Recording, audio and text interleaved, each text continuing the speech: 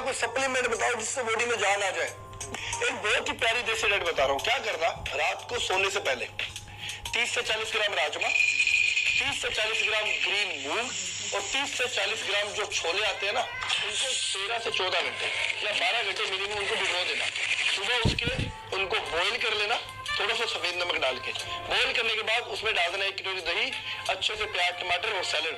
इस मील को सिर्फ 25 दिन खा के देखना। उसके बाद प्रोटीन मिलेगा, कार्बोहाइड्रेट मिलेगा साथ में, और साथ में इतने मिनरल्स मिलेंगे जो आपको किसी भी सप्लीमेंट में नहीं मिलने वाले।